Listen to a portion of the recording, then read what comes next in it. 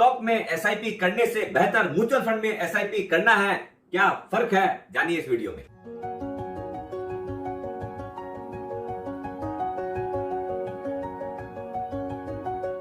सुप्रभात दोस्तों, आप सभी का एसके हेल्थ एंड वेल्थ में स्वागत है।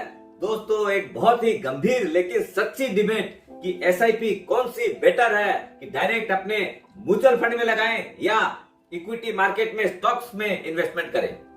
आपको क्या लगता है, इसका कमेंट बॉक्स में कमेंट करके बताइए कि which one is better in your view.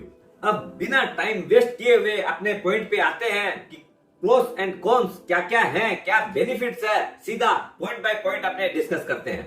सबसे पहला पॉइंट, डीमेट अकाउंट अपने अगर डायरेक्ट स्टॉक में इन्वेस्ट करते हैं तो कंपलसरी है, लेकिन म्यूचुअल फंड में एसआईपी करने के लिए आपको डीमेट अकाउंट कोई आवश्यकता नहीं है।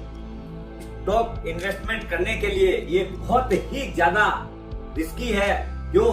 कि इसके अंदर क्या है, आपका सिलेक्शन ऑफ स्टॉक्स, पहले तो उसके बाद में कब खरीदना है कब बेचना है सबका बहुत ही ध्यान रखना पड़ता है। और अगर कोई कंपनी गड़बड़ घुस गई तो समझ लो पूरा पोर्टफोलियो का रिटर्न गया।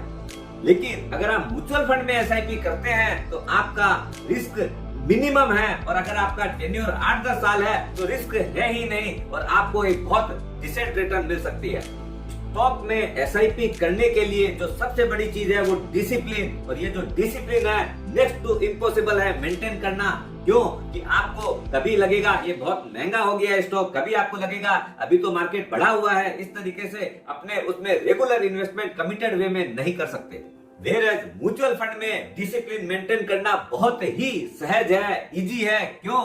कि आप एक बार वन टाइम मैंडेट देते हैं अपना ऑटो डेबिट का, उसमें आप चाहे वीकली एसआईपी करिए, मंथली करिए या ईयरली करिए, क्वार्टरली करिए, आपका वन टाइम एफर्ट है। उसके बाद में ये ऑटो ड्रिवन प्रोसेस है, आपको कुछ नहीं करना है। चौथा है, बहुत ही टाइम कंज्यूमिंग प्रोसेस है। आप अपना धंधा करिएगा, नौकरी करिएगा या स्टॉक सिलेक्शन करिएगा, पहले तो उसको फाइंड आउट करना, फिर अगर उसमें कहीं भी चूक हुई तो आपका पूरा पोर्टफोलियो बहुत बुरी तरीके से इम्पैक्ट हो सकता है। जैसे एग्जांपल पे समझ लीजिए, कोई जमाने में रिलायंस कैपिटल टॉप परफॉर्मर थी और आज के दिन उसकी स्थिति क्या है, कभी 3000 रुपया चलता था, आज के दिन 10 रुपया।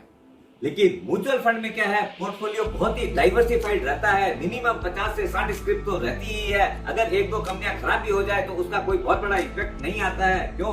कि उसका जो स्टेक है 1-1.5-2% रहता है, तो उससे ऐसा कुछ नहीं है कि आपका पोर्टफोलियो खराब हो जाए।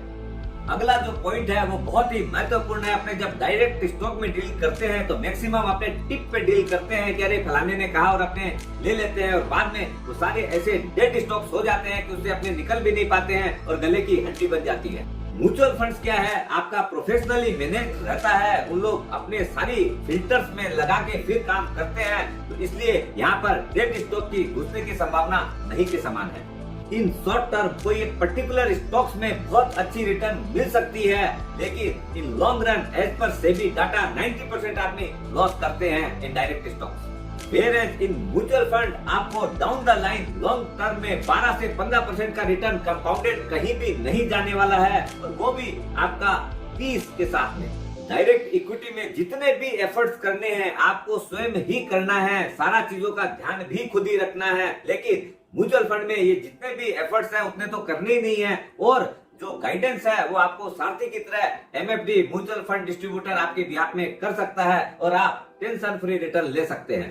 अब दिमाग में कंफ्यूजन के बिना अपने रिस्क एपेटाइट के हिसाब से और समय के हिसाब से कौन सा बेटर सूट करता है आपको, डिसीजन आपका है। दोस्तों, स्वस्थ रहो, मस्त रहो, लेकिन म्यूचुअल फंड में टेंशन फ्री और अच्छी रिटर्न पाओ।